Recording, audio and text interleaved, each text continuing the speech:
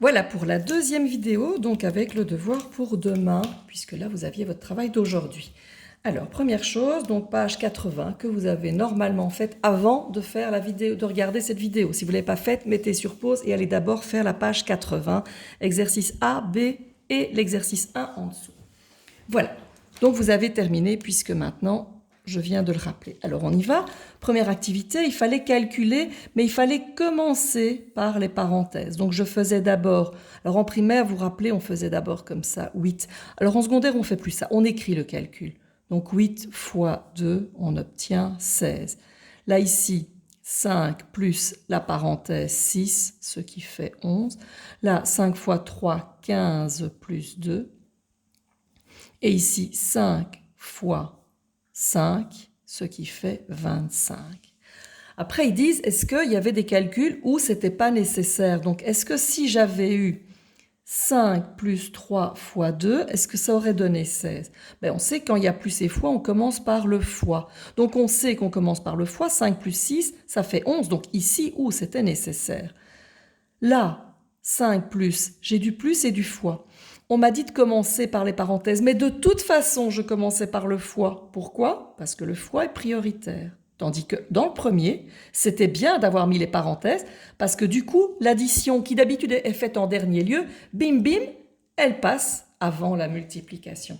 Donc les parenthèses permettent de dire à quelqu'un qui d'habitude se fait en bas, de le faire avant.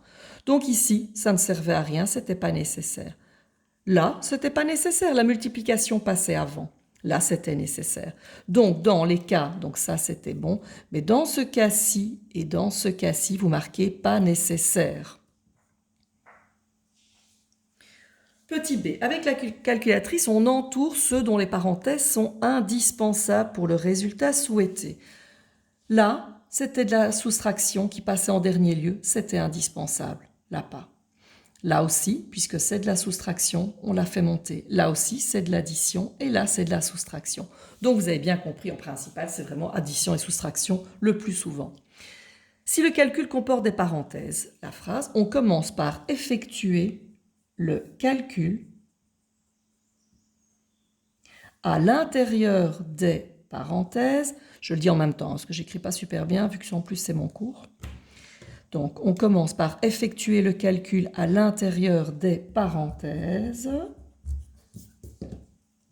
en respectant la priorité des opérations.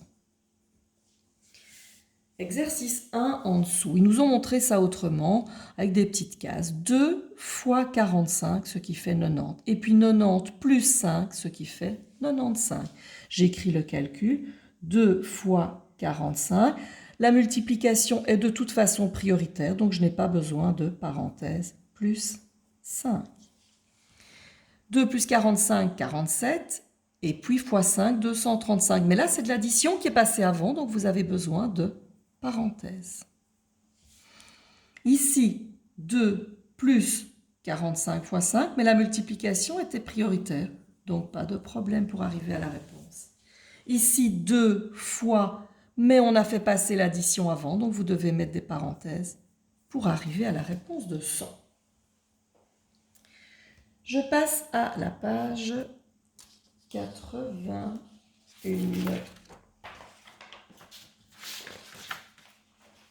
Je la cherche, c'est un peu le bazar ici. Page 81. Alors, l'exercice 2, vous le ferez tout seul. Il faut mettre les parenthèses si c'est nécessaire pour arriver à la réponse. L'exercice 3. L'exercice 3 n'est pas tout à fait évident. Vous devez souligner les facteurs en bleu. Les facteurs, c'est quand on fait de la multiplication. Et entourer les termes en vert. Les termes, c'est quand on fait de l'addition.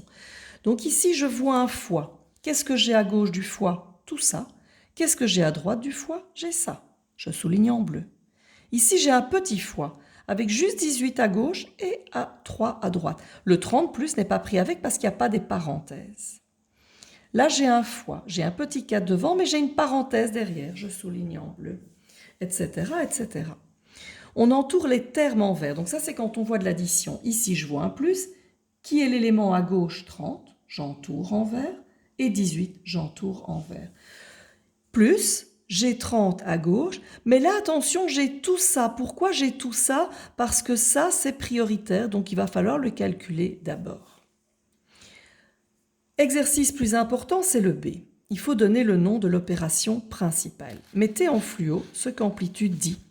Il nous dit bien qu'on appelle opération la dernière opération à effectuer.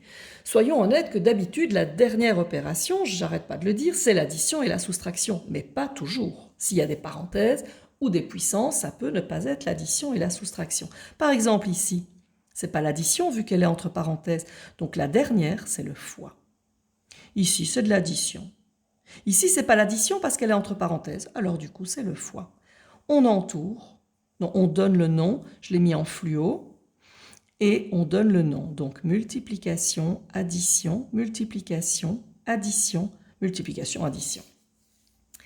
Exercice 4. J'ai remis en fluo, justement, l'opération principale. Ici, elle est écrite en français.